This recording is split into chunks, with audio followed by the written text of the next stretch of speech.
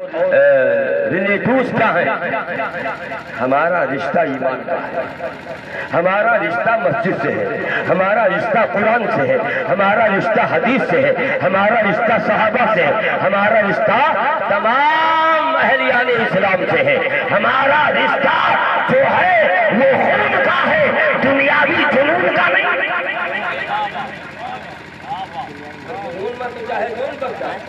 لیکن ایمان کا جو رشتہ ہوتا ہے، خون کا جو رشتہ ہوتا ہے، دو طریقے کا ہوتا ہے۔ خون کا رشتہ دنیا کا کنیکشن ظاہر کرتا ہے، ایمان کا رشتہ ایمان کی کنیکٹیوٹی ظاہر کرتا ہے۔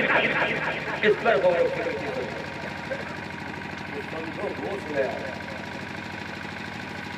وقت ہے، یہ زندگی دوبارہ ملنے والی نہیں۔ آپ خود دیکھو، جس کو آپ دفن کر کے آتے ہیں، آنے کے بعد ہوٹل پہ جا بیٹھتے ہیں اور کہیں اس بندے کا ذکر اگر کسی نے چھیڑ دیا تو 5 کہیں گے ٹھیک ہے، 14 کہیں گے بڑا بےہود آدمی تھا۔ کہتے ہیں کہ نہیں؟ چاہے وہ دن بھر مسجدی میں رہا، لیکن پیچھے پڑ جائیں وہ کہ تھلائے ہمارا اتنا کھائے گا، ہمارا وہ کھائے گا، ہمارا گلگلا نہیں بنے دے، ہماری نہیں کرے دے۔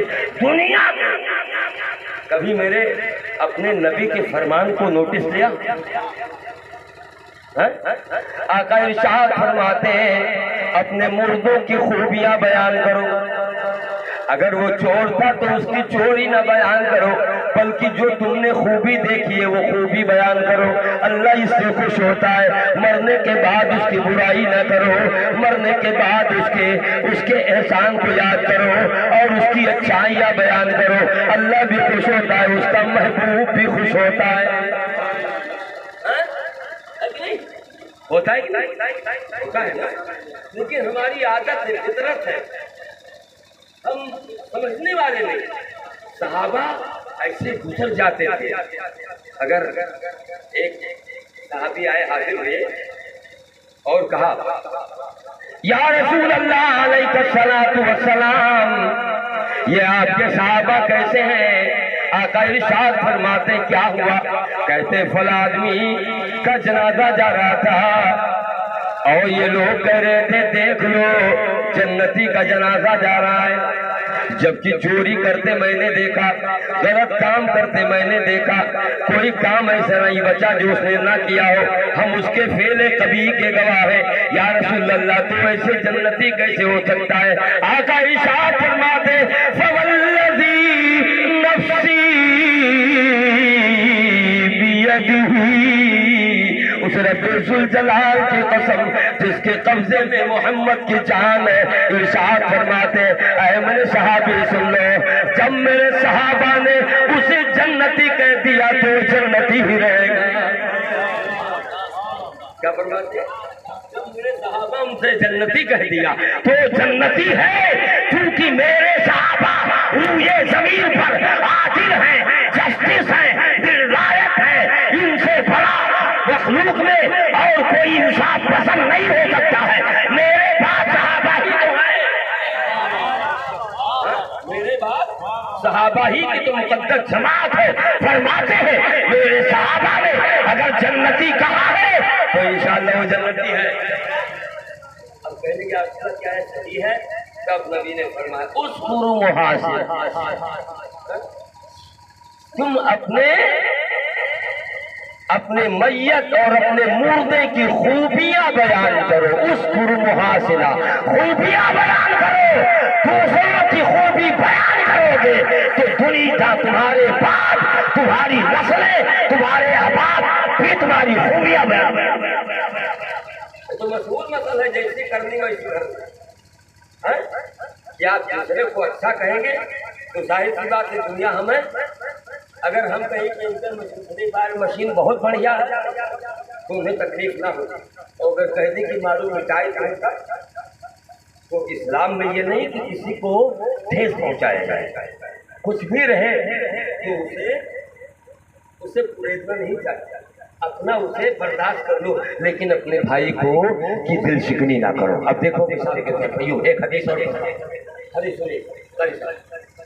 حدیث پاک میں امی عائشہ رضی اللہ تعالیٰ عنہ بیان فرماتی ہیں، ماں بہنیں بھی غور فرما لیں، رسول کریم کی بیوی ہم مسلمانوں کی ماں حضرت امی عائشہ صدیقہ رضی اللہ تعالیٰ عنہ بیان فرماتی ہے، میں نے ایک بار نبی کریم کے کھانے میں زیادہ نمک ملا دیا۔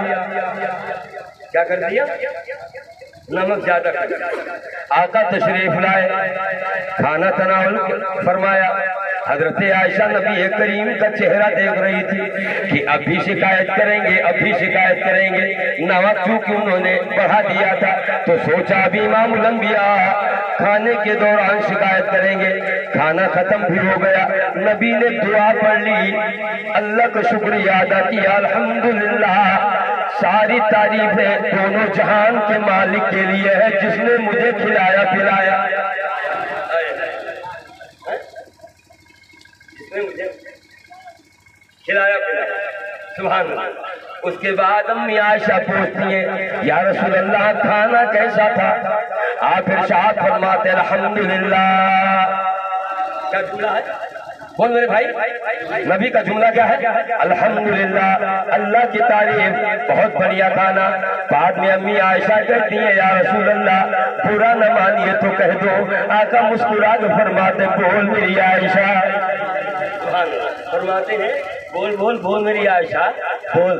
امی عائشہ کہتی ہیں، آج میں نے جان بوجھ کر نمک کی زیادتی کر دی تھی، پھر بھی آپ کہتے ہیں کہ پھر بھی آپ فرماتے ہیں کہ کھانا بڑا لذیذ تھا۔ میرے آقا جب حضرت عائشہ کے زبان سے بات سنتے تو امام الانبیاء ارشاد فرماتے، اے میری بیوی، اے میری جان جگر سو، میں پہلے جب پہلا نوالہ اٹھایا تھا تو مجھے محسوس ہو گیا تھا آج کھانے میں نمک کی زیادتی ہے، میں نے اس کی شکایت اس لیے نہیں کی تاکہ میرے بیوی کی دل شکنی نہ ہو جائے۔ کیا طریقہ ہے تاکہ نبی کا دل، عائشہ کا دل نہ ٹوٹے۔ تو حضرت عائشہ سر جھکائے ہیں، یا رسول اللہ آپ نے کچھ کہا نہیں؟ کہا اسی لیے نہیں کہا کہیں میرے دل کا جگر، سبحان اللہ، میری جان جگر کی دل شکنی نہ ہو جائے۔ عائشہ میں نے محسوس کر لیا تھا۔ اس سے یہ پتا چلتا ہے کہ کبھی غلطی اگر کوئی جان بوجھ کر کرے تو اس کے لیے لفظ عفو ہے، اس کے لیے سواری ہے، اس کے لیے معافی ہے۔ اور سنو، کبھی کبھی ایسا جب ہو جائے تو جان بوجھ کر وہ الزام اپنے اوپر لے لو تاکہ کسی کی دل شکنی